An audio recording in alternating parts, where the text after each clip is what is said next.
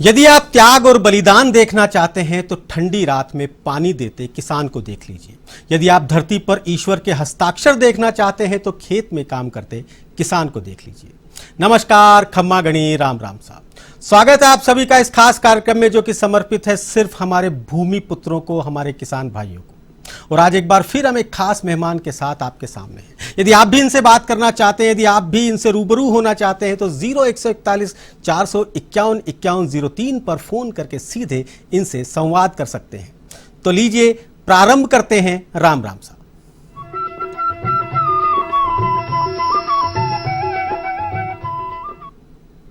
हमारे किसान खेतों में दिन रात मेहनत करते हैं, नए नए इनोवेशन करते हैं, पूरे जुनून के साथ देश के लिए भोजन का इंतजाम करते हैं और इन सब के लिए अपने आप को आधुनिक मशीनों से अपडेट करते रहते हैं, जिससे कि तेजी से बढ़ती जनसंख्या के लिए उत्पादकता और गुणवत्ता युक्त पोषण प्रदान करते रहें। इन सब के लिए उन्हें आवश्यकता होती है आर्थिक संबल की, फाइनेंशियल फ्रीडम की, और वो उन्हें मिलता है बैंकों से। देश का दूसरा सबसे बड़ा बैंक जिसकी स्थापना ही किसानों के त्योहार बैसाखी के दिन हुई थी और देश के स्वतंत्रता आंदोलन से जुड़े स्वदेशी आंदोलन के नेताओं ने की थी। जी हां, हम बात कर रहे हैं आपके अपने 125 साल पुराने पंजाब नेशनल बैंक की। कैसे रहा ये 125 साल पुराना बैंक का सफर, किसानों के साथ वो किस प्रकार से लगातार खड़े रहे और किस प्रकार से भविष्य की उनकी योजनाएं हैं जो कि आप किसान भाइयों के साथ हमेशा पंजाब नेशनल बैंक जो कहता है कि हाँ हम आपके साथ हैं। इस पर चर्चा करने के लिए आज हमने हमारे स्टूडियो में बुलाया है R.K. वाजपेयी साहब को, जो कि जोनल मैनेजर हैं, जो कि अंचल प्रमुख हैं और जयपुर जोन को लीड करते हैं। बहुत बहुत स्वागत है सर आपका हमारे स्टूडियो में, हमारे इस खास कार्यक्रम राम राम साहब। राम राम। हमारे टीवी पर बैठे सभी दर्शकों की तरफ से आपको प्यार भरा राम राम साहब। और क्योंकि कुछ ही दिन पहले आपने जयपुर में ज्वाइन किया है, इसलिए राजस्थान में बहुत बहुत स्वागत, बहुत बहुत अभिनंदन आपका। धन्यवाद। वाजपेयी साहब, पंजाब नेशनल बैंक के बारे में तो लगभग सभी लोग जानते हैं कि बहुत पुराना बैंक है, हिंदुस्तान की आज़ादी से पहले का बैंक है। उससे पहले कि हम पंजाब नेशनल बैंक तक जाएं, आपसे भी मैं जानना चाहूँगा, क्योंकि हमारे जो कार्यक्रम है उसके युवा देखने वाले दर्शक बहुत ज़्यादा हैं और आपका जो अपना कैरियर है वो भी काफ़ी मोटिवेशनल रहा है। जी हाँ दर्शकों, आपको हम बता दें कि वाजपेयी साहब ने क्लरिकल कैडर से शुरुआत की थी अपने जॉब की और इस समय जोनल मैनेजर हैं। तो जानना चाहेंगे सर, कहाँ से शुरुआत हुई, क्या आपके एजुकेशन के बाद आपने कैसे पीएनबी में कदम रखा? बिल्कुल। उस समय 1980s के दौर में बैंकों में जो सिलेक्शन क्राइटेरिया था वो बीएसआरबी के थ्रू हुआ करता था जी। और बीएसआरबी के थ्रू लोगों के लिए जो मिनिमम क्वालिफिकेशन हुआ करती थी क्लरिकल और ऑफिसर्स के लिए, वो अलग अलग टेस्ट होते थे जी। चूँकि उस समय पंजाब नेशनल बैंक की आज से 20 साल और 30 साल पहले एक उसकी अलग एक रैंकिंग थी जी। और हर आदमी उसमें जो कैरियरिस्ट था, जो पहुंचना चाहता था, उसका ये मकसद होता था कि पंजाब नेशनल बैंक में कहीं उसको स्थान मिल जाए जी। और मैंने भी जब टेस्ट दिया तो मेरी भी इच्छा थी कि पंजाब नेशनल बैंक में मेरे को कहीं जगह मिल जाए, क्योंकि पंजाब नेशनल बैंक उस समय एक एक्सपेंडिंग बैंक था, उसमें ग्रोथ हो रही थी, ब्रांचेस का नेटवर्क बढ़ाया जा रहा था, डिफरेंट टाइप के उसमें एक्टिविटीज़ बढ़ाई जा रही थी। तो बट नेचुरल है, जो यंग लोग बैंक में आते हैं अपने कैरियर के हिसाब से आते हैं कि उनको बैंक में प्रमोशन मिले, प्रमोशन में जाके उच्च पदों में जाके वो काम कर पाए। तो मुझे पंजाब नेशनल बैंक में काम करने का सिलेक्शन का सौभाग्य मिला जी। और मैंने 1986 से मैंने अपनी जर्नी स्टार्ट करी और मैंने डिफरेंट टाइप पे, जब भी हमारा प्रमोशन, मैं आपको अच्छी बात ये बताना चाहूँगा कि जो भी क्वालिफिकेशन एक प्रमोशन के पॉइंट ऑफ व्यू से अटेंड करनी चाहिए, CIB बोथ पार्ट, वो मैंने विदिन 3 ईयर्स अटेंड कर ली। और फिर मैंने अपने कैरियर का एग्ज़ाम देना चालू किया, एग्ज़ाम फास्ट ट्रैक। उसके बाद जब जब मुझे मौका मिला, कोई भी मैंने प्रमोशन का एग्ज़ाम मिस नहीं किया। और ये गॉड ग्रेस है कि बैंक ने भी मेरी कैपेबिलिटीज़ और कैपेसिटीज़ को देखते हुए प्रमोशन भी हमको मिलता गया।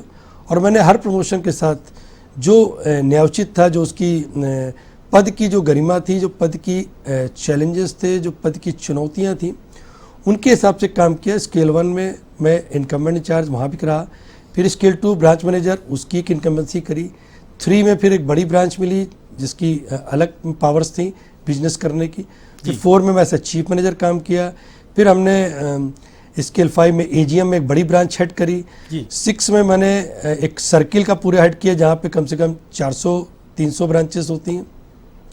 और फिर हमने जोन, जो आज मैंने जयपुर जोन किया, इसमें मैंने हर लेवल पे काम किया। मींस अगर एडमिनिस्ट्रेटिव ऑफिस में मुझे काम मिला तो एडमिनिस्ट्रेटिव ऑफिस में जो फॉलोअप का काम, कैसे काम लेना है लोगों से, कैसे गवर्नमेंट के जो डिफरेंट टाइप के जो ऑब्जेक्टिव्स होते हैं, क्योंकि मेजर स्टेक होल्डर है बैंक, तो उसमें मैं कैसे उनको टाइमली, डीएफएस जो गवर्नमेंट का डिपार्टमेंट है मॉनिटर करता है, उनको टाइमली डेटा देना, उनकी प्रायोरिटीज़ को ब्रांचेस के साथ, सर्किल के साथ कराना, ये सब हमने हर कैपेसिटी में, सर्किल में भी, ब्रांच में भी और जोनल ऑफिस में आज जो मुझे मौका दिया गया, हर एडमिनिस्ट्रेटिव कैपेसिटी में काम किया। जी जी। और उस हर कैपेसिटी में काम करने के बहुत अच्छे अच्छे अनुभव भी रहे। उस अनुभव में सबसे बड़ा मेरा अनुभव ये रहा कि मैं जहाँ भी मेरा बैंक ने एडमिनिस्ट्रेटिव ट्रांसफ़र किया, मैं उस particular locality, particular area, particular city, particular में जाकर मैं उसके साथ मिलजुल गया। मीन्स मुझे ये नहीं लगा कि आज मैं आ गया, 3 साल 2 साल पता नहीं कैसे इसका पास ऑन होगा। वहाँ के लोग, जो भी लोकल इनहेबिटेंट्स लोग हैं, उनके साथ मिल जाना, उनके ट्रेडर्स की कम्युनिटी के साथ मिल जाना, जो लोकल हमारे स्टाफ है उनके साथ मिल जाना, जो और भी लोकल अथॉरिटीज़ हैं, चाहे डिस्ट्रिक्ट एडमिनिस्ट्रेशन हो, चाहे लोकल का अपना एडमिनिस्ट्रेशन हो, उनके साथ हमारा एक अच्छा मेल मिलाप, हम तुरंत कनेक्ट कर जाते थे। जी बिल्कुल सही बात है। बैंकिंग को भी बिल्कुल, आपको अगर बैंकिंग में सफल होना है, बैंकिंग को सफल करना है, तो आपको जो लोकल लोग हैं, वहाँ के लोग, उनकी ज़रूरत को समझना पड़ेगा, उनकी आदतों को समझना पड़ेगा, तभी आप उन्हें अच्छा सर्विस दे पाएंगे। और बात भी बिल्कुल जैसा कि आपने इनका सुना कि किस प्रकार से आगे बढ़े, तो बिल्कुल सही किसी ने कहा है कि अब तक जो आप करते रहे, यदि वही करते रहेंगे तो आपको वही मिलेगा जो अब तक आपको मिलता आया है। लक्ष्य बड़ा रखिए। वाजपेयी साहब ने लक्ष्य को बड़ा रखा, इसीलिए आज क्षेत्रफल की दृष्टि से हिंदुस्तान के सबसे बड़े राज्य में इस समय बैठे हैं, एक जोनल हेड बन के बैठे हुए हैं। वाजपेयी साहब, जब 1986 में आपने बैंक को ज्वाइन किया था, उस समय में और आज की बैंकिंग में बहुत फ़र्क आ चुका है। वो बैंकिंग एक अलग तरह की बैंकिंग थी, आज इंटरनेट आ चुका है, आज यूपीआई पेमेंट्स आ चुके हैं, और एक वो समय था जब टोकन दे के 10,000 रुपये के लिए लाइन में खड़ा किया जाता। किस तरह से देखते हैं इस बदलाव को आप? सर, ये बहुत अच्छा बदलाव आया, और डिजिटाइजेशन से सबसे बड़ी चीज़ हुई, कस्टमर सर्विस बहुत इंप्रूव हुई। कस्टमर सर्विस में कस्टमर को आज घर बैठे सुविधा मिल रही है, डोर स्टेप बैंकिंग की सुविधा उपलब्ध है। वो इंटरनेट बैंकिंग से आप कोई भी ट्रांजैक्शन, आप एनईएफटी, आरटीजीएस कर सकते हैं। आज हमने पीएनबी वन एक लॉन्च कर रखा है, जिनके पीएनबी में खाते हैं और पीएनबी वन एक डाउनलोड ऐप करें, उसके माध्यम से सभी ट्रांजैक्शंस वो कर सकते हैं, एफडी बना सकते हैं। केवल कैश जमा नहीं हो सकता और कैश निकालना नहीं हो सकता, पर और ट्रांजैक्शंस जो है उसके पीएनबी वन ऐप के साथ हो सकते हैं। तो उसके लिए उन्हें फिजिकल विजिट करने की ज़रूरत नहीं है, उन्हें पासबुक के लिए अपडेट कराने की ज़रूरत नहीं है। पासबुक की उसकी स्टेटमेंट पूरी 1 साल की आ जाती है, अगर पीछे के 6 महीने के ट्रांजेक्शन वो भी आ जाते हैं। तो इस मिला से जो डिजिटाइजेशन अभी पीछे 4-5 सालों में जो बड़ी तेज़ी से हुआ, उससे हमारी मैन पावर में भी रेशनल गिरावट आई, और आज हम कस्टमर को और अच्छी क्वालिटी के साथ सर्व कर पा रहे हैं। उसके खाते में जो ट्रांजेक्शन्स हो रहे हैं वो बड़ी ट्रांसपेरेंसी के साथ उसको दिख रही हैं, और जो उसका ब्याज का कैलकुलेशन है वो भी सब दिख रहा है। मतलब कुल मिला के डिजिटल से उसको भी कंफर्ट लेवल आ गया, और बैंक को कंफर्ट लेवल आ गया कि बैंक की कस्टमर सर्विस अच्छी हुई, बैंक में फुट जो फॉल है वो थोड़ा कम हुआ। तो बैंक इस काम को लिए कुछ और अदर एक्टिविटीज़ में बैंक अपना समय, स्टाफ को इंगेज करके, जो गवर्नमेंट ऑफ इंडिया क्योंकि मेजर स्टेक होल्डर है, उनके जो इनिशिएटिव्स हैं उनको हम लागू कर पाने में सफल हो पा रहे हैं। जी वाजपेयी साहब, एक दर्शक हैं जो कि फोन लाइन पर इस समय मौजूद हैं, आपसे बात करना चाहते हैं, आपसे रूबरू होना चाहते हैं। जी नमस्कार, राम राम साहब। जी राम राम सर, सुनील सर। जी कैसे हैं आप? बस सर बढ़िया। आप आज वाजपेयी साहब को लेके आए हैं, और इस समय जो दौर चल रहा है उस हिसाब से मेरे सवाल का जवाब वाजपेयी साहब ही दे सकते हैं। कहाँ से बोल रहे हैं आप? सर मैं आगरा से बोल रहा हूँ। जी बोलिए, पूछिए, क्या पूछना चाहते हैं? जी वाजपेयी सर से सवाल है कि सर आज जो सबसे बड़ी समस्या है किसान की, किसान सरकार, बैंक और लोन में उलझ के रह गया है। रोज कुछ ना कुछ अलग अलग खबरें आती है, तो आपसे जानना चाहते हैं कि किसान अगर लोन ले तो उसको चुकाने के बीच की जो भी अवधि है, जो भी कठिनाइयां उसको आती है, जिस वजह से और भी बहुत सारी समस्याएं होती है, तो आप थोड़ा उस पर प्रकाश डालिए, ताकि किसान जो अपनी खेती के लिए व अन्य चीजों के लिए लोन लेता है उसमें उसको आसानी हो और वो उसको चुका भी आसानी से पाए। नहीं, आप पूछना क्या चाह रहे हैं? मैं एक्चुअली समझ नहीं पा रहे हैं। जी सर, असल में बहुत सारी बातें होती है, समाचार में आती हैं, 50 जगह से सुनाई में आती हैं। अब किसान इसमें उलझ के रह जाता है, किसान बहुत सारी टेक्निकल चीजों को समझता नहीं है। चलिए वाजपेयी साहब, सीधी सीधी बात यह है कि ब्रांच में जो लोग बैठे होते हैं वो उन्हें किस प्रकार से मोटिवेट करें किसानों को, जिससे कि कई बार अगर उसके रीपेमेंट में कोई समस्या आ रही है तो उससे किसान निजात पा सके। सर दिनेश जी, इसमें आपका क्वेश्चन बड़ा लॉजिक है। मैंने जो हमारा बैंक का भी स्ट्रक्चर है उसमें हमने 10 लाख तक के जो एग्रीकल्चर लोन है वो ब्रांच लेवल पे सैंक्शन हो रहे हैं। वहाँ पे हमारा एग्रीकल्चर अफसर है, वो खुद गांव में जाता है और वहाँ पे जो भी उसकी लैंड होल्डिंग है, जो वहाँ क्रॉप पैटर्न है, उसके हिसाब से उसकी एलिजिबिलिटी बनाता है और लोन की सैंक्शनिंग रिकमेंडिंग इमीडिएटली 10 लाख तक तो वहाँ हो जाती है। और मैं मानता हूँ मैक्सिमम जो हमारा किसान है और जो यहाँ पर कर जो हमने क्रॉप पैटर्न देखा उसके हिसाब से 10 लाख तक के लोन बहुत होते हैं और उसको केसीसी जनरली लोग लेते हैं और केसीसी में भी उनको पूरी एक तरीके से उनको लिबर्टी है कि वो अपना कंजम्पशन पर्पस और कमर्शियल पर्पस दोनों दिखाएं और कहीं ऐसी कोई दिक्कत मेरा ख्याल आती नहीं है स्पेसिफिक, क्योंकि ब्रांचेस में लोन 10 लाख तक के हो रहे हैं, किसान वहीं का है, एग्रीकल्चर अफसर वहाँ का ही है, तो ऐसी कोई दिक्कत अभी तक सामने नहीं आई। जहाँ तक रिपेमेंट की बात है तो एग्रीकल्चर लोन का जो सीसी लिमिट होती है, जो केसीसी है, वो एनुअली रिव्यू होती है, 5 साल में इसकी रिपेमेंट होती है, ब्याज इसमें जमा करना पड़ता है, एक बार इसको अल्टा पल्टा भी करना पड़ता है ताकि वो पूरा पैसा, देखिए हैबिट्स तो होनी चाहिए कि जो पैसा हमने लिया वो 1 साल बाद चाहे उसकी 2 फसल हो रही है चाहे 1 फसल हो रही है, पैसा पूरा वापस आ जाए और फिर से वो पैसा उसको दोबारा ऑटोमेटिक मिल जाता है। तो उसका ब्याज भी बैंक जमा कर लेता है, उसमें इंटरेस्ट सबवेंशन का भी गवर्नमेंट ऑफ इंडिया की तरफ से प्रावधान है। तो ऐसी कोई स्पेसिफिक प्रॉब्लम अभी तक केसीसी रिलेटेड में प्रॉब्लम नहीं आई, रिपेमेंट में भी रिलेटेड प्रॉब्लम नहीं है, लेकिन जहाँ रिपेमेंट नहीं करते हैं वहाँ पर उनको तरीके से एम्फसाइज किया जाता है, उनको बताया जाता है कि आपको लोन दिया गया है तो आप अगर लोन वापस करेंगे तो फिर आगे भी हम 3 लोगों को लोन दे पाएंगे। जी वाजपेयी साहब, इससे पहले कि और सवालों की तरफ मैं जाऊं जो किसानों से संबंधित जुड़े हैं, एक और सवाल आपके अनुभव पे आधारित मैं पूछना चाह रहा हूं। जब से नए बैंक आए हैं, जिन्हें कहें प्राइवेट बैंक आए या बाहर के मल्टीनेशनल बैंक्स आए हैं, तब से जो लोग वहां पे जॉब कर रहे हैं, जो युवा उसको ज्वाइन करते हैं, वो ज़्यादा ऑफर के लिए एक बैंक से दूसरे बैंक से तीसरे बैंक जाते रहते हैं। स्थायित्व का कितना बड़ा रोल है आपकी प्रगति में और किसी भी आदमी को बैंक में प्रोग्रेस करने में? देखिए आज की डेट में हमने बताया डिजिटाइजेशन के बाद जो ग्लोबल कॉन्सेप्ट है बैंकिंग का, उसके हिसाब से बैंकों को हमने कंसोलिडेट किया है पॉलिसी के तहत। बिग बैंक होने के नाते बिग प्रोडक्ट्स, जैसे बिग बास्केट हमने एक वर्ड सुना है, तो जब बड़ा बैंक आता है तो बड़े बैंक में डिफरेंट टाइप की उसमें सिनर्जीज आती हैं, उसमें डिफरेंट टाइप के प्रोडक्ट्स की कस्टमाइजेशन होती है, उसमें लोगों के लिए कैरियर अपॉर्चुनिटी बहुत होती है। ठीक है, पब्लिक सेक्टर बैंक और प्राइवेट सेक्टर बैंक का आपस में कोई मेल नहीं है। पब्लिक सेक्टर बैंक के 2 ऑब्जेक्टिव होते हैं, social obligation and profitability. Private bank का ऑब्लिगेशन ओनली प्रॉफिटेबिलिटी है। तो प्राइवेट बैंक और पब्लिक सेक्टर बैंक के ऑब्जेक्टिव्स में मैच नहीं हो सकता। उनके यहाँ और हमारे में ये भी फ़र्क है कि हमारे यहाँ भी लोग काम करें, उनके लिए कैरियर है, उसके लिए बाकायदा पैफ सिस्टम है, उसके लिए बाकायदा उनका फास्ट ट्रैक सिस्टम है, उनको ऑटोमेटिक प्रमोशन मिलता है, एक टेस्ट देंगे और प्रमोट हो जाएंगे। तो वो जो मूव करते हैं फॉर शॉर्ट टर्म गेन हो सकता है, क्योंकि हर बैंक का एक दुकान का दूसरी दुकान के प्रोडक्ट से कोई मैच नहीं हो सकता। वैसे बैंकिंग में भी हर प्रोडक्ट या हर बैंकिंग के जो कैरियर के दूसरे बैंक के कैरियर के साथ मैचिंग नहीं हो सकती। हमारे बैंक में सबसे बड़ी चीज़ है सोशल सिक्योरिटी है, आप सेफ हैं, आपको ये नहीं डर है कि कल आपको निकाल दिया जाएगा नॉन परफॉर्मेंस करने में। लेकिन इसका उल्टा फ़र्क ये भी ना हो कि हम काम ही ना करें, हम पब्लिक की सर्विस ना करें। पब्लिक सेक्टर बैंक का पर्पज़ ही ये था कि पब्लिक सेक्टर बैंक बनाने का कि हम कस्टमर के तक पहुँचें, आउटरीच मेरी कस्टमर तक हो और जो एंड में जो कस्टमर खड़ा है वहाँ पर मेरी सर्विस पहुँचे।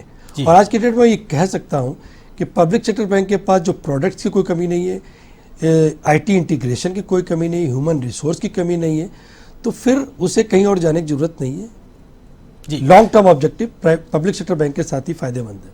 जी, अगर आप भी उनसे कुछ जानना चाहते हैं, उनसे कुछ पूछना चाहते हैं, किसी शंका का समाधान करना चाहते हैं तो 0141 451 5103 पर फोन करके सीधे उनसे संवाद कर सकते हैं। ठीक उसी प्रकार जिस प्रकार से जालोर से ओम प्रकाश इस समय हमारे साथ जुड़े हुए हैं। नमस्कार ओम प्रकाश जी, सुन पा रहे हैं मेरी आवाज? लगता है हमारी आवाज उन तक नहीं पहुंच पा रही। वाजपेयी जी, आते हैं सीधे आपके पास में किस प्रकार से हम अलग कर सकते हैं पंजाब नेशनल बैंक की कौन सी ऐसी खास योजनाएं हैं जो कि दूसरे बैंक्स, क्योंकि किसानों के लिए तो हर बैंक में कुछ ना कुछ अलग है, कुछ ना कुछ योजनाएं हैं, पंजाब नेशनल बैंक की ऐसी कौन सी योजनाएं जिनसे कि किसान भाई फायदा उठा सकते हैं?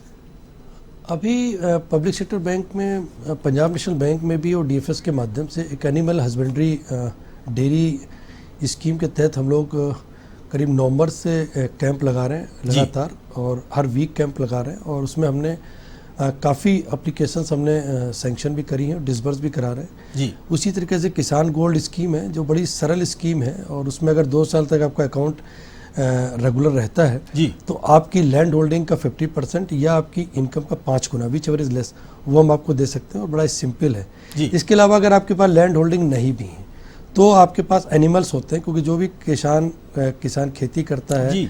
या लीज पे वहाँ पे काम करता है, पशु जरूर रखता है, तो पशुओं के लिए भी हम चारा फॉडर के लिए भी हम लोन करते हैं जी। इसके अलावा अगर वो छोटी छोटी चीज़ों के लिए, मछली पालन है, पोल्ट्री है, इसके अलावा पिगरी है जी। या कुछ पॉली हाउस टाइप का कोई प्रोजेक्ट लगाना चाहता है तो उसके लिए भी लोन करते हैं। मतलब हमारे पास कम से कम 75 से ज़्यादा स्कीम्स हैं जी। जिसमें कहीं ना कहीं कोई ना कोई किसान उसमें फिट बैठ जाता है जी। और उसकी आवश्यकता के हिसाब से एक बहुत सीमलेस और विदाउट कम फॉर्मेलिटी में उसको लोन भी हो जाता जी। है, और उसके लिए पूरा इंफ्रास्ट्रक्चर हमारे ब्रांच लेवल पे भी मौजूद है, और हमारा जो वर्टिकलाइजेशन है उसमें भी 10 लाख से ऊपर के लोन के लिए हमारे डेडिकेटेड ऑफिसर और डेडिकेटेड प्रोसेसिंग ऑफिसर्स हैं। तो उसमें हम टाइम का भी ध्यान रखते हैं कि एप्लीकेशन आई तो वो जल्दी हो जाए, लेकिन बस इससे सबके पीछे ऊपर वही है कि किसानों का अपना लोन जो भी उनकी लिमिट्स हैं, अगर वो टाइमली पे करते हैं, ब्याज पे करते हैं, तो उससे उनका सिविल का रिकॉर्ड ठीक रहता है जी। सिविल का रिकॉर्ड ठीक होने से वो और अच्छे लोन के लिए, ज़्यादा लोन के लिए भी एलिजिबल हो जाते हैं। जी हाँ, वो एक तरह से फ्री हो जाते हैं, अगली बार जैसे ही उनका थोड़ा सा रिपेमेंट ठीक होता है हाँ। वो फिर से और लोन ले सकते हैं। जी। जी। दर्शक हमारे साथ जुड़े हुए, जी नमस्कार, राम राम साहब। सर राम राम साहब। राम राम, कैसे हैं आप? बस सर बढ़िया सर, जालोर से मैं बल्लाराम चौधरी बोल रहा हूँ सर। जी बनाराम जी, पूछिए क्या पूछना चाहते हैं आप? सर मेरा एक निवेदन था, आजकल जैसे सब्सिडी पे जो किसान है वो आधारित है, सब्सिडी खेती करते हैं, जिसको लेकर कई बड़ी बड़ी बैंकें हैं जैसे पंजाब नेशनल बैंक। तो सर हमारे जामनगर में भी पंजाब नेशनल बैंक है, उसकी शाखा है। तो सर जैसे मेरे पास में एक जमीन थी पास में पड़ी है, तो वो जमीन में लेना चाहता हूँ, लोन पे लेना चाहता हूँ, और उसमें लोन पे लेने के बाद उसमें मैं कृषि कार्य करना चाहता हूँ। तो सर क्या पंजाब नेशनल बैंक लोन दे सकती है क्या सर? अच्छा, मतलब जमीन खरीदने के लिए क्या किसी प्रकार का ऋण, एग्रीकल्चर जमीन खरीदने के लिए क्या किसी प्रकार का? जी सर। जी। जमीन खरीदने के लिए एग्रीकल्चर में ऐसी कोई लोन स्कीम नहीं है जी। क्योंकि जब भी बैंक लोन देता है प्रोडक्टिव पर्पस उसके लिए बहुत इंपॉर्टेंट होता है जी। कि उससे इनकम कहाँ से आएगी। जी। एक जमीन, एक हाउसिंग की स्कीम अलग होती है जिसमें आप जमीन भी लेते हैं और उसके ऊपर कंस्ट्रक्शन भी करते हैं जी। लेकिन एग्रीकल्चर में प्रोडक्टिव पर्पस के लिए लोन देते हैं। तो जमीन वो उनके पास अपनी हो, उसके ऊपर खेती करने के लिए, उसके ऊपर कोई प्रोजेक्ट लगाने के लिए बैंक लोन दे देगा। जी, जिस प्रकार से पॉली हाउस वगैरह यस, पॉली हाउस, हॉर्टिकल्चर का कोई भी छोटा या बड़ा जो भी जैसा भी है जी। यूनिट साइज कुछ भी हो सकता है। एनिमल हस्बेंड्री में आपने बताया कि डेयरी वगैरह या इस तरह के काम के लिए कुछ कई प्रकार के लोन होते हैं, तो किस किस तरीके के लोन होते हैं उसमें? मतलब शेड तैयार करने के, जानवर खरीदने के, क्या? सर उसमें पूरा प्रोजेक्ट आपका लगेगा। अगर आपका कितने यूनिट्स का बना रहे हैं, मतलब अगर 2 यूनिट है, 5 यूनिट है, 10 यूनिट, उसके हिसाब से आपको फिर शेड बनाना पड़ेगा। तो शेड के लिए बैंक लोन दे देता है। इसके अलावा उसमें जो फॉडर के लिए लोन दे देता है जी। उसमें जो भी कुछ और टेक्निकल और कोई इक्विपमेंट तो होता नहीं तो उसके लिए बैंक लोन दे देता है जी। तो डेयरी में अगर पशु के लिए लोन चाहिए तो वो 40,000 रुपये पर पशु के हिसाब से वो लोन दे देता है। तो 1,40,000 तो इमीडिएट, 1,20,000 1,40,000 इतना मिल जाता है इमीडिएटली। लेकिन अगर कोई बड़ा प्रोजेक्ट लगा रहा है कि 10 भैंसें या 10 गाय रखनी, तो उसके लिए पूरा प्रोजेक्ट रिपोर्ट बन जाती है कि इस भैंस की गाय का खर्चा कितना आएगा, कैटल फीड कितना जाएगा, इसके बाद इसकी और जो कॉस्ट होती है वो क्या आएगी, वेटरनरी के खर्चे कितने आएंगे, और उसके बाद फिर उससे दूध जो आएगा, दूध उसको मार्केट में जाएगा, वो किस हिसाब से किस रेट पे बिकेगा। तो कुल मिला के वो प्रॉफिटेबिलिटी का एक स्टेटमेंट बन जाता है और उसका रिपेमेंट उसी हिसाब से फिक्स हो जाता है कि भाई ये मान के चलते कि 1 साल बाद ये सब चीज़ें वायबल होंगी। तो 1 साल का मोरेटोरियम देकर हम 1 साल के बाद किस्त स्टार्ट कर देते हैं। किस्त भी बैठ के बात हो सकती है कि 3 किस्त बना ले, 6 बना ले, और उसका एक पीरियड 5 साल 3 साल जो भी है वो अकॉर्डिंग टू अमाउंट। तो ये जो प्रोजेक्ट बनता है, ये प्रोजेक्ट बनाने में बैंक मदद करता है या? बैंक मदद कर देता है जी। अगर एग्रीकल्चरिस्ट के पास कोई दिक्कत है तो हमारे एफटीसी बने हुए हैं, जैसे नीम राना में एफटीसी है, एक और भी हमारा इधर कोटा के पास एक हमारा एफटीसी है, तो वहाँ से भी हम उसको मदद करा देते हैं और एग्रीकल्चर अफसर हमारे पास होते हैं, वो पूरा प्रोजेक्ट रिपोर्ट बना देते हैं और उसमें उसको पूरी हेल्प कर देते हैं। जी, सोजत पाली से एक दर्शक जुड़े हुए हैं, बात करना चाहते हैं आपसे। जी नमस्कार, राम राम साहब। नमस्कार साहब, राम राम साहब जी। आपका ये बहुत अच्छा कार्यक्रम है। मैं सर से आज सवाल करना चाहता हूँ कि सर, जिस तरह से बैंक किसानों को लोन तो देती है, हर जगह मिल जाता है, लेकिन सबसे कम ब्याज दर पर लोन कहाँ उपलब्ध हो सकता है, ये हम कहाँ से पता करें? जी हाँ सर, ये वाकई में एक बड़ा सवाल है कि बहुत सारे प्राइवेट बैंक और इंश्योरेंस कंपनी ने जैसे पोर्टल बनाए हुए हैं तरह तरह के, क्या वह कंपेयर कर सकते हैं?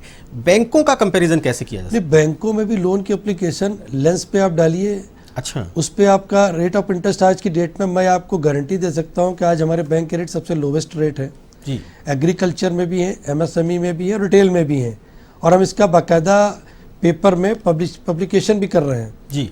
प्राइवेट बैंक और हमारे रेट्स में आप कॉस्मेटिक मैच मत करिएगा, क्योंकि क्या है कि ये मार्केट है, हर आदमी चाहता है कि मेरा प्रोडक्ट बिक जाए, लेकिन फिर मैंने एक वर्ड पहले ही कहा था कि public sector banks are running with some social objective, तो उसमें आपके सामने बहुत ट्रांसपेरेंट तरीके से चीज़ों को रखेंगे, कौन कौन से ब्याज किस पीरियडिसिटी पे लगेंगे, उसमें चार्जेस क्या होंगे, इट शुड बी मतलब ये आपको पहले ही दिन जब बात की जाती है तभी बता दिया जाता है। तो मैं मानता हूँ कि रेट ऑफ इंटरेस्ट में कहीं कोई किसी प्रकार की एम्बिग्यूटी नहीं है, rate of interest are clear, और government of India farm loans में आपको पता ही है केसीसी में सबवेंशन की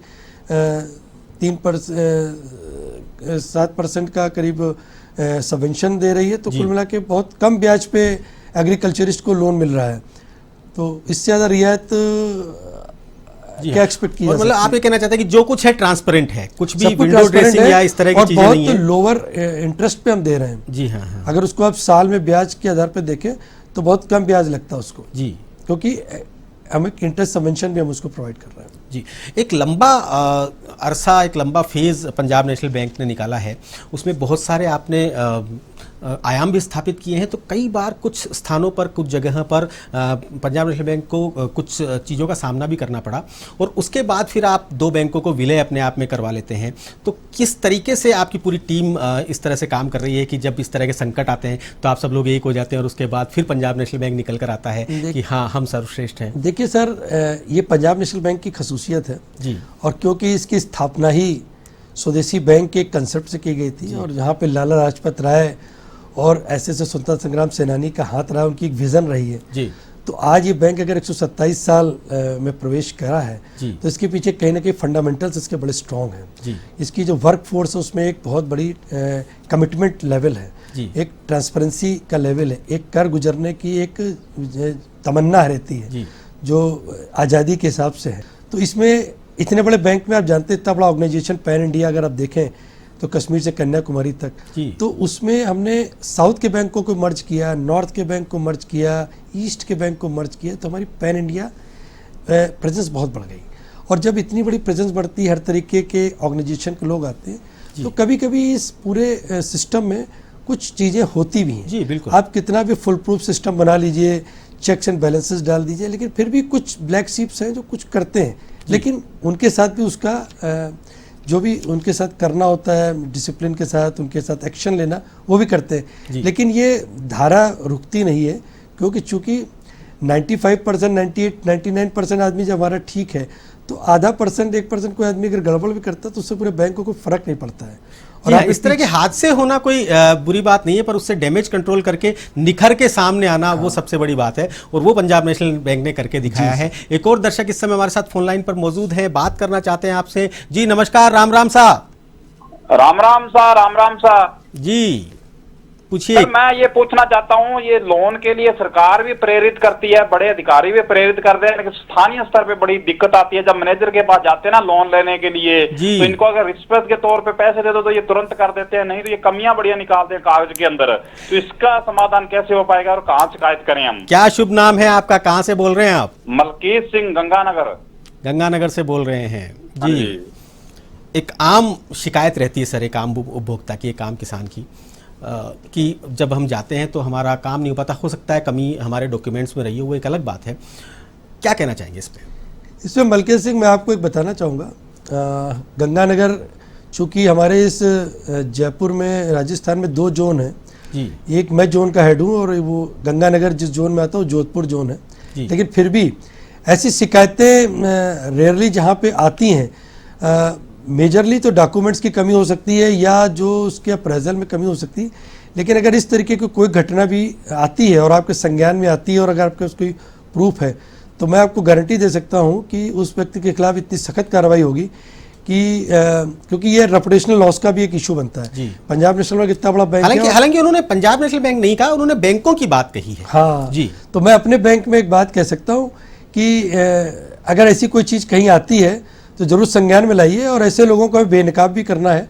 क्योंकि गवर्नमेंट ऑफ इंडिया और वर्तमान समय में कह रही है कि हम डायरेक्ट बेनिफिट के माध्यम से पैसा खातों में जा रहा है, तो हमने सिस्टम को इतना डिजिटाइज बना रखा है एग्रीकल्चर में भी कि अब कहीं कोई गुंजाइश मैनुअल इंटरवेंशन की रही नहीं है कि उसमें कैलकुलेशन इतना सिस्टमेटिकली हो जाता है कि एलिजिबिलिटी पता लग जाती है। इसलिए आपको या किसी को भी कहीं भी इसमें कंप्रोमाइज़ करने की जरूरत नहीं है, ये मैं कह सकता हूँ। और इस समय हमारे साथ फोन लाइन पर पंजाब अबोहर से सुरजीत सिंह जुड़े हुए हैं। जी नमस्कार सुरजीत जी। नमस्कार सुनील जी, की हाल चाल है? चंगा जी चंगा, पूछिए क्या पूछना चाहते हैं? सुनील जी, मेरा एक सवाल था जी। मैंने लगाना है अपने खेत में पॉली हाउस जी। हाँ जी, तो उसके लिए पीएनबी बैंक से लोन वगैरह मिल सकता है हमें और सब्सिडी का कुछ है उसमें? बिल्कुल सही मौके पर फोन किया है सुरजीत जी आज आपने।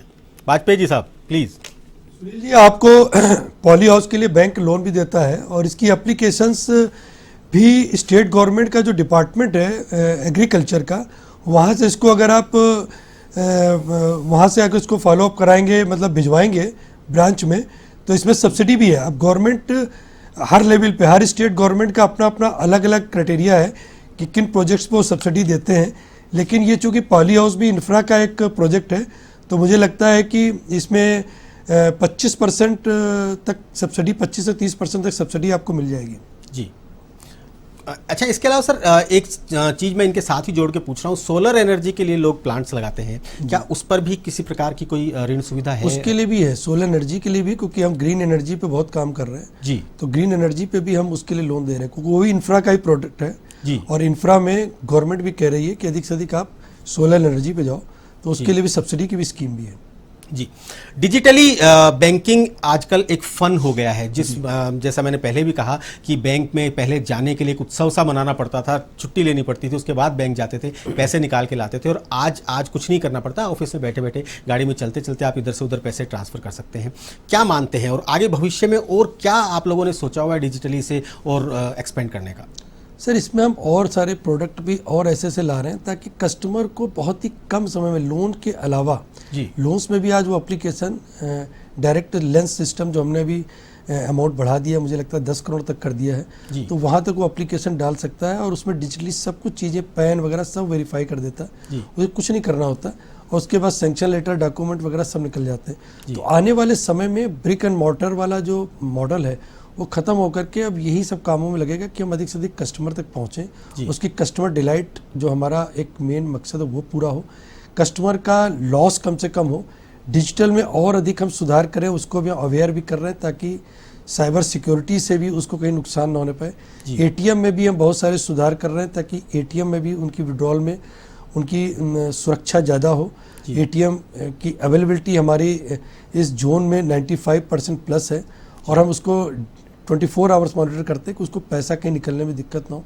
तो आने वाले समय में डिजिटल का ही ज़माना है, केवल कस्टमर को कैश जमा कराने के लिए ही जाना पड़ेगा, ताकि सीनियर सिटीजन्स के लिए वो भी नहीं है, सीनियर सिटीजन के लिए डोर स्टेप बैंकिंग में भी कैश जमा कराने की सुविधा है, चेक पेमेंट लेने की सुविधा भी है, अमाउंट लिमिटेड है, अभी 10,000 तक का कर रखा है।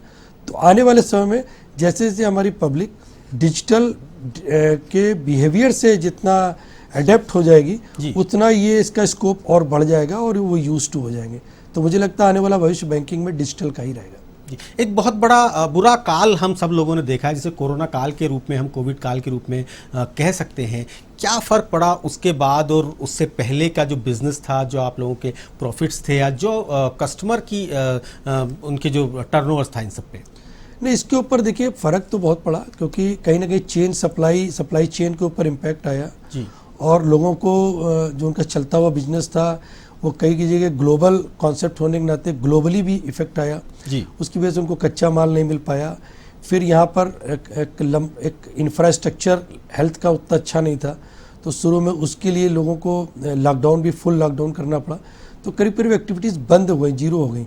बहुत दिन तक आप घर बैठा के पैसा भी नहीं दे सकते जी। लेकिन वैक्सीनेशन का प्रोग्राम जिस तरीके से किया गया उससे लोगों में एक सुरक्षा की भावना भी आ गई, और उसके बाद अब बिजनेस की भी जो संभावनाएं बढ़ गई। अब रिवाइव हो रहा है बिजनेस, और धीरे धीरे रिवाइव हो जाएगा, क्योंकि जैसे जैसे लोगों में भी अब कोविड बिहेवियर के प्रति जागरूकता आ रही, क्योंकि सबको लगता है कि घर बैठ के आप ज़्यादा दिन कुछ नहीं कर सकते, आपको काम करने के लिए बाहर निकलना, लेकिन इस बिहेवियर को भी अपना के चलना है। और मुझे लगता है कि अभी जो रिसेंटली ग्रोथ के जो भी एस्टिमेट्स आ रहे हैं और जो रिजल्ट्स आ रहे हैं, मुझे लगता है कि मार्च तक हम वो लेवल प्राप्त कर लेंगे जीडीपी का जो हमने लॉस्ट किया था। तो समय अच्छा है और लोगों को घबराने की जरूरत नहीं है, बी पॉजिटिव, और बैंक्स आर विद देम। जी, कानपुर से एक सज्जन है, बात करना चाहते हैं आपसे। जी नमस्कार, राम राम साहब। सर राम राम जी। सर, सबसे पहले तो बहुत खुशी है मुझे कि आज वाजपेयी जी हमारे लखनऊ के पधारे हैं, और मेरा प्रश्न यही है सर कि मैंने एक फार्म हाउस तैयार करवाया है कानपुर के भौंती में, लेकिन वहां पर दिक्कत ये है कि पानी की थोड़ी किल्लत आ रही है, और मुझे खेती के लिए वहां पे एक पॉन्ड तैयार करवा रहा हूँ। तो क्या पॉन्ड के लिए जो पंजाब बैंक है मुझे लोन देगा क्या? जब तक वाजपेयी जी लखनऊ में थे तब तक आपने पूछा नहीं, आज पूछ रहे हैं आप। वाजपेयी जी प्लीज। अब पॉन्ड के लिए लोन में, पॉन्ड आपको बनवाना है उसको, मतलब जी फार्म पॉन्ड, तो लैंड उसमें कोई रिस्ट्रिक्शंस तो नहीं पॉन्ड के लिए कंस्ट्रक्शन करने के लिए। अब उससे आपकी इनकम तो एग्रीकल्चर से आ ही रही होगी जी, तो अगर एग्रीकल्चर से इनकम आ रही है तो पॉन्ड बनवाने के लिए बैंक लोन दे देगा और उस इनकम से उसकी रिपेमेंट हो जाएगी। तो there is no issue at all. Land आपके नाम से होगी, रिकॉर्ड में दर्ज होगी, तो कोई इशू तो नहीं है, मिल जाएगा आपको लोन। जी हाँ, बिल्कुल मिल जाना चाहिए, क्योंकि फार्म पॉन्ड तो किसी एग्रीकल्चर जमीन पे बनाया है, उसमें आप वाटर कंजर्वेशन कर रहे हैं और उसके साथ इनकम क्राइटेरिया, रिपेमेंट क्राइटेरिया उसमें सेटिस्फाई हो जाएगा तो मिल जाएगा लोन, नो इशू। जी हाँ, मतलब कुल मिला के बात यह है कि एग्रीकल्चर से संबंधित, क्योंकि बहुत सारी फील्ड्स हैं, हर चीज के बारे में हम नहीं रख सकते, पर अगर जाकर बैंक को कन्वेंस करें कि इससे हमें ये प्रॉफिट होगा, इससे हम इस तरह से रिपेमेंट करेंगे, तो किसी भी तरह का लोन संभव है। हाँ यस, बिल्कुल। वहाँ पे जाके अपनी आवश्यकता बताएं जी। वहाँ पे एग्रीकल्चर अफसर हर ब्रांच में, या 3 ब्रांचों के ऊपर 2 एग्रीकल्चर, 1 एग्रीकल्चर अफसर है, वो आपको पूरा प्रोजेक्ट बता देगा। फिर भी कोई दिक्कत आती है तो वहाँ का मंडल कार्यालय है, उनसे आप बात करें, वहाँ पे पूरा एग्रीकल्चर का एक सेल बना हुआ है, वो आपको गाइड कर देंगे। लेकिन एग्रीकल्चर के लिए इतनी स्कीम्स पंजाब नेशनल बैंक के पास हैं कि लोन आपको मिल ही जाएगा, बस बशर्ते प्रोडक्टिव पर्पज़ हो, आपकी इनकम कहीं ना कहीं उसको सपोर्ट करती हो, बढ़ने वाली हो। चलिए सर, एक सवाल जो बहुत ज़रूरी है इस समय पर इस प्लेटफॉर्म पे, किसी भी प्रकार के चुनावी वादे में कह दिया जाता है कि कर्ज माफ़ कर दिए जाएंगे, और किसान उसी समय पर कर्ज चुकाना बंद कर देता है। दूसरी तरफ आरबीआई कहता है कि इससे लोगों का क्रेडिट डिसिप्लिन खराब होता है। बैंक से कोई भी पूछने नहीं जाता है किसानों, नेताओं और इन सब के बीच में कि उन पर क्या बीती। क्या कहना चाहेंगे आप इस प्रकार की? चलिए, मैं कर्ज माफ़ी की बात भी नहीं करता, मैं तो सीधी सीधी ये बात कर रहा हूँ कि क्रेडिट डिसिप्लिन जो है हमारे भारत देश की जनता का, अगर वो सुधारे तो ये बैंकिंग कहाँ तक पहुँच सकती है? देखिए, क्रेडिट, हम लोगों से पैसा लेते हैं एज ए कस्टोडियन, और हम क्रेडिट में लेंड करते हैं, ये हमारा मेन बिजनेस। और लेंड के हुआ बिजनेस वापस आता है तो फिर हम दोबारा लोगों को लोन दे पाते हैं। तो जब तक लोन का दिया हुआ पैसा वापस नहीं आएगा तो लोन हम कैसे आगे दे पाएंगे? तो लोन की जो कैपेसिटी है बैंक की कम हो जाती है अगर उसका लोन रिपे नहीं होता। तो लोन रिपे करना हर आदमी की जिम्मेदारी होनी चाहिए, और हर बैंक ने ऐसे समस्त लोगों के लिए, पात्र लोगों के लिए अलग व्यवस्था बनाई कि कोई जेन्युइन रीजन से लोन नहीं रिपे कर पा रहा है, उसकी ऐसी परिस्थितियां हैं, तो उसके लिए समय समय पर OTS की स्कीम्स भी आती हैं, कहीं ना कहीं कोई कंसेशंस भी हम अलाउ कर देते हैं ताकि उसकी टेम्परेरी मिसमैच की व्यवस्था भी दूर हो जाए, और उसका अगर रियल समय फसल का कोई नुकसान हुआ है या कुछ ऐसी आपदा आ गई तो उसमें हम OTS का प्रावधान करते हैं। लेकिन इन जनरल रिपेमेंट कल्चर एक अच्छा कल्चर होना चाहिए for the sustainable growth in banking system. तो मेरा ये मानना है कि बैंक भी सर्वाइव तभी कर पाएंगे जबकि उनका लोन का पैसा वापस आएगा, ईमानदारी से लोन लोग रिपे करें। और बैंक की तरफ से मैं अपने पंजाब नेशनल बैंक की तरफ से एश्योर कर सकता हूँ कि हमारा बैंक ने इतने वर्टिकल्स बना दिए हैं कि लोन की स्पेशलाइजेशन भी है, लोन की टाइमिंग भी हम मॉनिटर कर रहे हैं, तो लोगों को लोन मिलने में दिक्कत नहीं आएगी।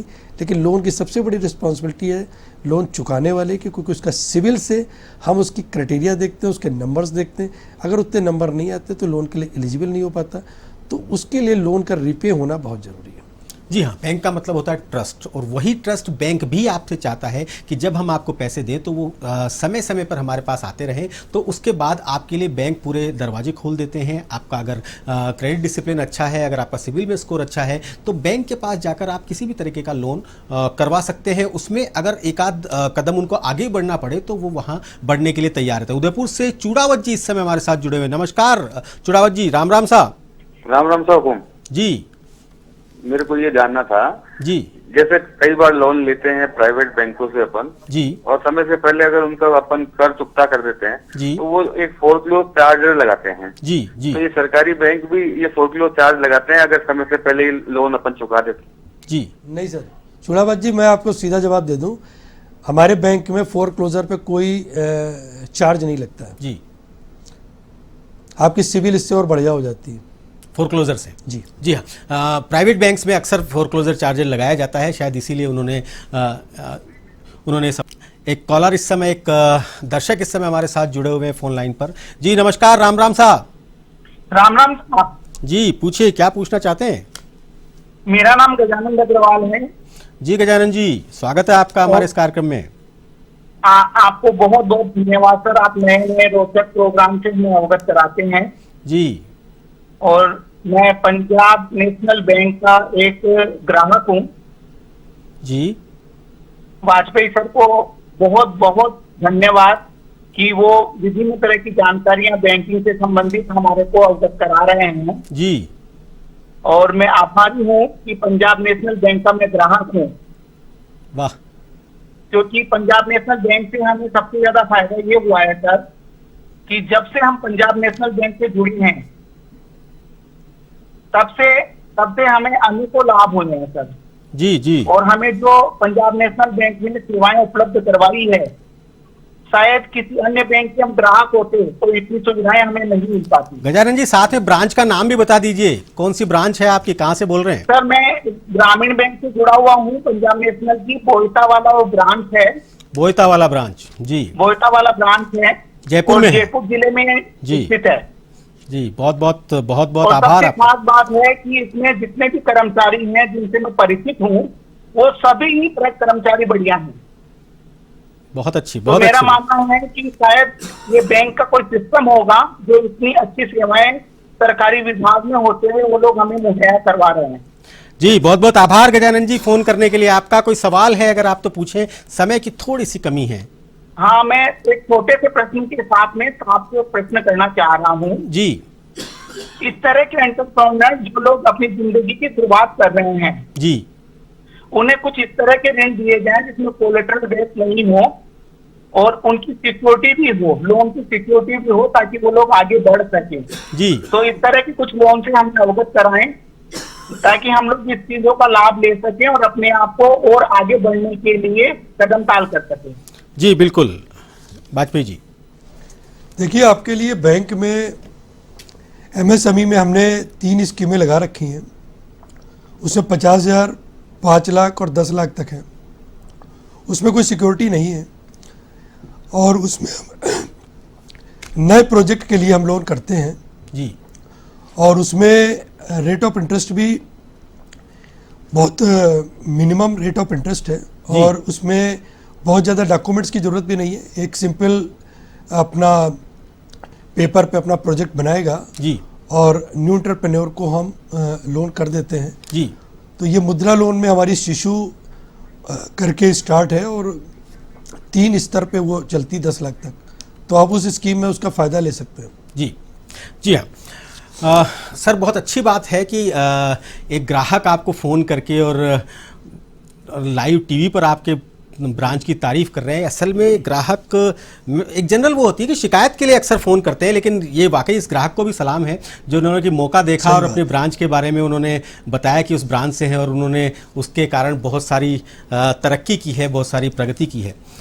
चलिए, क्योंकि समय बहुत कम बचा है, थोड़ा सा बात जयपुर की हुई, जयपुर के ब्रांचेस की हुई, थोड़ा सा मैं स्ट्रक्चर जानना चाहूँगा जयपुर का जो आपका जोन है उसके बारे में। सर, हमारा जयपुर जोन, राजस्थान में 2 जोन है, जयपुर और जोधपुर। जयपुर जोन में जहाँ पे मैं बैठा हूँ, इसका बिजनेस 50,000 करोड़ प्लस है, डिपॉजिट एंड एडवांस मिला के। 400 ब्रांचेज हैं आफ्टर एमलगमेशन। इसमें कुछ ब्रांचेज हमारी बंद भी हुई क्योंकि वो 500 मीटर की दूरी के अंदर थी।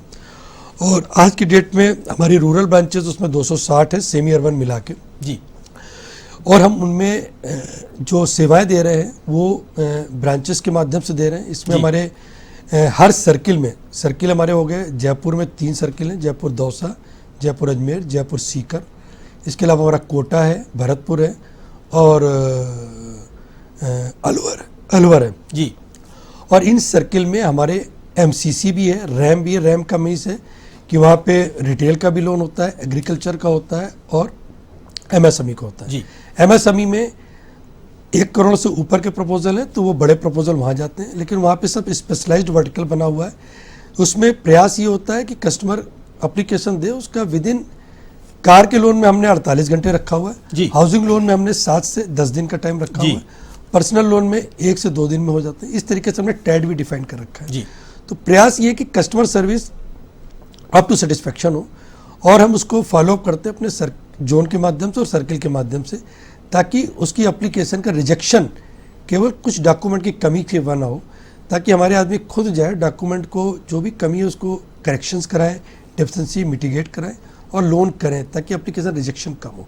तो इन सब चीज़ों पे हम देख रहे हैं और आगे प्रयास और कर रहे हैं कि हमारे कैंप लगेंगे वीक में, जिसमें हम रिटेल, एग्रीकल्चर, एमएसएमई कैंप लगाएंगे और खुद हमारे ऑफिसर्स डिफरेंट जगह पे जाएंगे लोगों के पास और प्रपोजल खुद ही जनरेट करके उसको सैंक्शन करेंगे। तो ये तो हो गया, जैसे कहते हैं ना गांव से शहर, तो हम बैंक लोगों के घर तक पहुंच रहा है जी। और लोगों की आवश्यकताओं को पूछ के उनकी लोन एप्लीकेशन वही प्रोसेस करेगा जी। बहुत बहुत धन्यवाद वाजपेयी साहब, आज आपने इतनी सारी बातें पंजाब नेशनल बैंक के बारे में बताई, बैंकिंग सेक्टर के बारे में बताई और किसानों को समझाया कि किस प्रकार से पंजाब नेशनल बैंक हमेशा आपके साथ है, हमेशा आपके साथ कंधे से कंधा मिलाकर चल रहा है। बहुत बहुत धन्यवाद आपका और बहुत बहुत धन्यवाद उन सब किसानों का जिन किसानों ने हमें इतना प्यार दिया कि आज हम राम सा को इस मुकाम पर लेकर आए। बहुत बहुत धन्यवाद उन किसानों का जिन्होंने हमें फ़ोन किया और बहुत बहुत धन्यवाद उन किसानों का भी जिन्होंने हमें फ़ोन किया परंतु हमारे फ़ोन नहीं लग पाए। अगले सप्ताह हम फिर हाजिर होंगे आज ही के दिन, आज ही के समय, किसी नए एक्सपर्ट के साथ, किसी नए विषय के साथ। तब तक देखते रहिए। राम राम।